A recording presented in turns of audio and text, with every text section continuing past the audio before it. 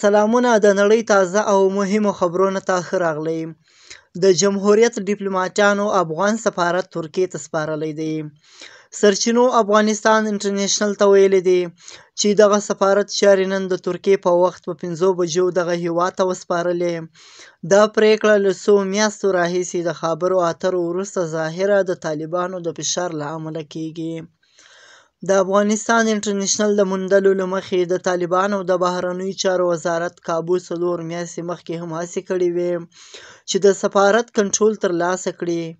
یاده ډله تر دې وړاندې توانېدلې وه چې په استانبول کې د افغانستان کونسلګرۍ کې خپل ډیپلوماټان وګماري او کنټرول یې په بشپړه توګه ترلاسه کړي.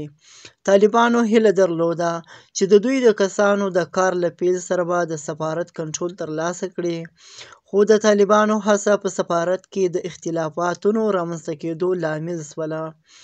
طالبانو په افغانستان له واکمنېدو وروسته له ترکیې سره خپلې اړیکې پیاوړې کړې دي، خو سره له دې چې په کابل کې د ترکیې سفارت فعال دی، مګر دغه هیواد هم تر اوسه د نورو هیوادونو په شان یادې ډلې حکومت په رسمیت نه دی پیژندلی.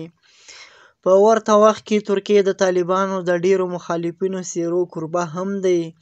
ترکیې یوازینی هیواد دی چې د افغانستان د سفارت کنټرول ترلاسه کوي او یا یې طالبانو ته سپاري.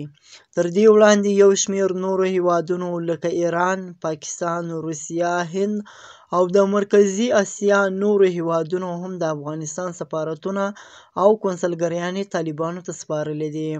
دا سفارت چې د تیر جمهوریت حکومت و، نن ترکیې په خپل کنټرول کې اخیستی ده او د دې سفارت ډیپلوماټانو ته یې ویلي دي چې تر ننه بعد به تاسو په دې سفارت کې کار نشئ کولی، او تر اوسه پورې لا دا نه ده روښانه چې دا سفارت به طالبانو ته ورکوي او که به یې خپل کنټرول کې اخلي.